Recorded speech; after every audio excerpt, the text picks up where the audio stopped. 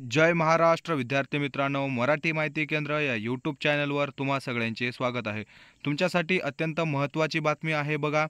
खूप थोडीशी वाईट पण गोष्ट असणार आहे. वैद्यकीय शिक्षण जे आहे त्याच्यामध्ये पूर्ण कंत्राटी स्वरूपामध्ये भरती होणार आहे आणि सरकारनं जो निर्णय दिला होता जवळपास डिसेंबर 2023 मध्ये एक जी-आर आला होता. त्यामध्ये असं सांगण्यात आलं होतं की 60% ज्या जागा आहेत त्या परमनंट आणि उर्वरित 40% ज्या जागा आहेत त्या कंत्राटी पद्धतीनं भरून घेण्यात येणार आहेत, असा त्यांनी एक जी-आर काढला होता.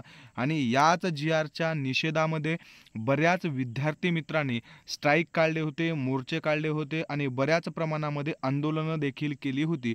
आणि याचाच भाग म्हणून जे सरकार आहे त्यांनी कंत्राटी पद्धतीनं जी भरती घ्यायची आहे त्यावर स्थगिती आणली होती. आणि त्यानंतर त्यांनी असं जाहीर केलं होतं की कंत्राटी पद्धतीनं भरती न होता सगळे नियमित पदे भरून घेण्यात येणार आहेत. पण तो जो निर्णय आहे आता त्या निर्णयाला महाराष्ट्र शासनाने पाठ दाखवलेली आहे. बघा, लोकमत न्यूजमध्ये एक पेपर कट आपण घेऊन आलेलो आहोत. त्यामध्ये त्यांनी काय माहिती सांगितली बघा. कंत्राटी भरतीवर सडकून टीका झाल्यानंतर यापुढे अशी भरती केली जाणार नाही असा निर्णय राज्य सरकारने घेतला होता. विद्यार्थ्यांनी स्ट्राईक वगैरे घेतली, त्याच्यानंतर अशा पद्धतीचा त्यांनी निर्णय सुद्धा घेतला होता. पण आता तो निर्णय धाब्यावर बसवत वैद्यकीय शिक्षण विभागातील गट क आणि ड चे हे जे मुख्य विभाग आहेत यांची पदभरती कंत्राटी पद्धतीने बाह्य स्रोताद्वारे भरून घेण्याचा जो निर्णय आहे तो त्यांनी घेतलेला आहे. बघा, यांनी आधी असं सांगितलं होतं की आम्ही नकार देतोय किंवा स्थगिती देतोय आणि आता यापुढे नियमित पद भरून घेणार आहेत, कंत्राटी घेणार नाहीत. त्यानंतर सुद्धा कंत्राटी पद्धतीनं बाह्य स्रोताद्वारे पदभरती होणार आहे ग्रुप क आणि ड ची वैद्यकीय शिक्षण विभागामध्ये. बाह्य स्रोताद्वारे भरती म्हणजे ज्या कंपन्यांना त्या भरतीचे कंत्राट देण्यात आले आहे त्यांच्या मार्फत ही पदभरती होणार आहे. तर कशा पद्धतीने होणार आहे बघा. एक थर्ड पार्टी असणार आहे, एखादी कंपनी असणार आहे, त्या कंपनीला ते टेंडर देणार आहेत आणि ती कंपनी पदभरती भरून घेण्यात येणार आहे.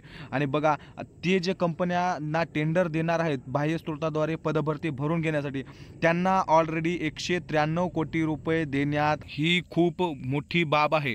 कंपन्यांना 19% एवढे शुल्क कशाला असा सवाल उपस्थित करण्यानंतर कामगार विभागाने शुल्क 15% आणला होता. त्यानंतर आता वैद्यकीय शिक्षण विभागाने कर्मचाऱ्यांच्या वेतनामध्ये 19.5% इतका भक्कम सेवा शुल्क देण्याचा सुद्धा निर्णय घेण्यात आलेला आहे. बघा, तर आधी 19% एवढा सेवा शुल्क कशाला पाहिजे कंपन्यांना, म्हणून त्यामध्ये आवाज उठवला होता. तर त्यानंतर कामगार विभाग जे आहे त्यांनी याचं जे टक्केवारी आहे ते 19 वरून 15 वर आणली होती. पण आता परत सरकारने त्याच कंपन्यांना 19.5% एवढा सेवा शुल्क देण्यासाठी सुद्धा मान्यता दिलेली आहे. नियमित पदे सरकारने भरली असली तर सरकारला जितका खर्च झाला असता, समजा आता बघा ही जी पदभरती आहे वैद्यकीय क्षेत्रातली ग्रुप क आणि ड ची, याच्यामध्ये त्यांनी जर नियमित पदभरती भरल्यावर जर त्यांना 100 रुपये जर खर्च आला असता तर या कंत्राटी पद्धतीमध्ये त्यांना 20 ते 30% कमी म्हणजे 70 ते 80 रुपये एवढा खर्च येणार आहे.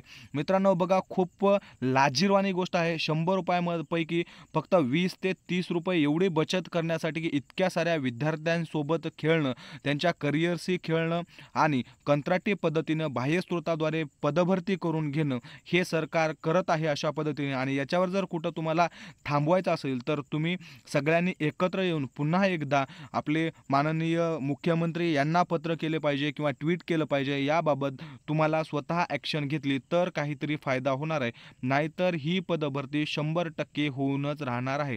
कंत्राटी पदभरती होण्यासाठी 192 कोटी रुपये वाटप सुद्धा केलेले आहेत बाह्यस्रोत कंपन्यांना, आणि तेही केवळ 100 रुपयामधले 20 ते 30 रुपये बचतीसाठी. तर आता बघा, प्रसाद लाड यांच्या कंपनींना काम. प्रसाद लाड हे एक BJPचे नेते आहेत. त्यांच्याविषयी सुद्धा पेपरमध्ये थोडंसं माहिती दिलेली आहे. बघा, त्यांनी भाजपचे नेते प्रसाद लाड यांच्या कुटुंबाशी संबंधित असलेले क्रिस्टल इंटिग्रेट सर्व्हिसेसला, बघा हे कार्यकर्ते आहेत, त्यांच्या नातेवाईकांपैकी कोणाची तरी कंपनी आहे क्रिस्टल इंटिग्रेट सर्व्हिलन्स. त्या कंपनीला अमरावती, भंडारा, नागपूर, पालघर, पुणे, वर्धा, वाशिम हे जे 7 जिल्हे आहेत या 7 जिल्ह्याचं टेंडर दिल्या जाणार आहे.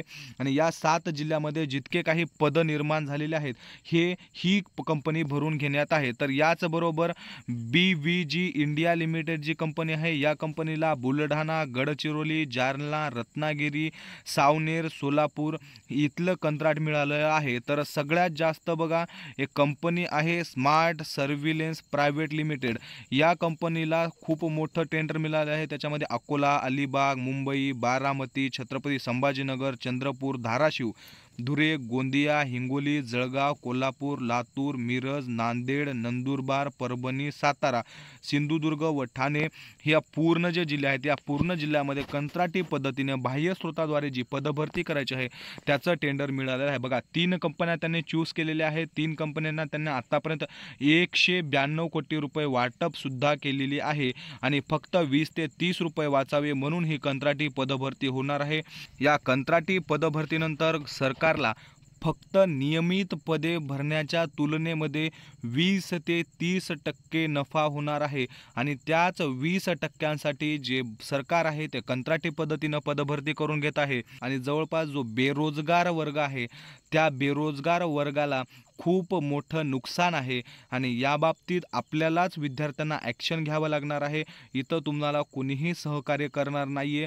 तर विद्यार्थी मित्रांनो, आपण सगळ्यांनी एकत्र यावं लागणार आहे आणि ही कंत्राटी पदभरती जर थांबवायची असेल, याऐवजी जर आपल्याला नियमित पदभरती करून घ्यायची असेल तर आपल्याला महाराष्ट्र शासन, त्याचबरोबर वैद्यकीय शिक्षण विभाग आहे या विभागाला, तसेच ट्विटर, सोशल मीडियाचा सुद्धा आपल्याला मदत घेऊन त्याच्यावरती सुद्धा आपल्याला नियमित या गोष्टी कराव्या लागणार आहेत.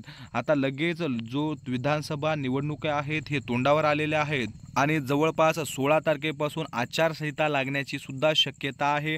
मित्रांनो, एकदा आचारसंहिता लागली त्याच्यानंतर जवळपास निवडणुका होऊन त्याचे निकाल लागूजेपर्यंत आणि नवीन सरकार आलं किंवा हे सरकार चालू राहिलं, सरकार स्थिर होणे, सत्ता स्थापन करणे, या सगळ्या बाबतीमध्ये 2 ते 2.5 महिने निघून जाणार आहेत आणि तोपर्यंत आपला वेळ निघून जाणार आहे आणि त्यानंतर ही कंत्राटी पदभरती थांबवणे हे खूप कठीण जाणार आहे. त्यामुळं आताच तुम्ही मेल करायला सुरुवात करा.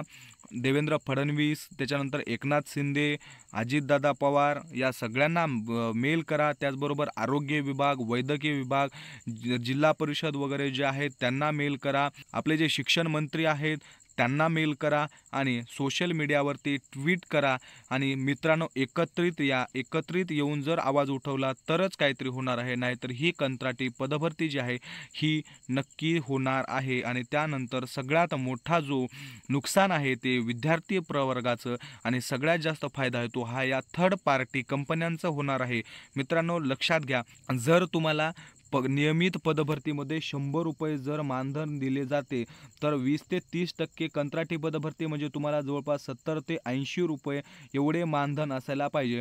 पण तुम्हाला या 70 ते 80% सुद्धा या कंपन्या ज्या आहेत त्या एवढं पेमेंट देत नाहीत. तुम्हाला जवळपास याच्यामधून सुद्धा कंपन्या 19.5% त्यांना मानधन ठेवून घेतात आणि तुम्हाला जवळपास फक्त 50% जवळपास मानधन पडतं.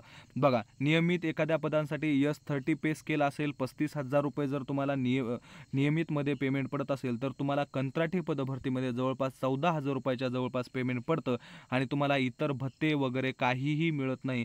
तर ही खूप मोठे नुकसान आहे. जे अभ्यासू विद्यार्थी आहेत त्यांचं खूप मोठं नुकसान आहे. तर त्यासाठी आपणच प्रयत्न करायला पाहिजे. आशा आहे तुम्ही नक्की प्रयत्न करसाल आणि ही कंत्राटी पदभरती नियमित पदभरतीमध्ये रूपांतर होण्यासाठी सहभागी व्हाल, सहकार्य कराल. तुम्हाला जर दिलेली माहिती आवडली असेल तर व्हिडिओला लाईक करा. त्याच्यानंतर तुमचे प्रश्न असतील तर कमेंट बॉक्समध्ये नक्की विचारा. आपल्या चॅनलला सबस्क्राईब करा आणि PDF नोटसाठी आपले टेलिग्राम चॅनल जॉईन करून ठेवा. धन्यवाद.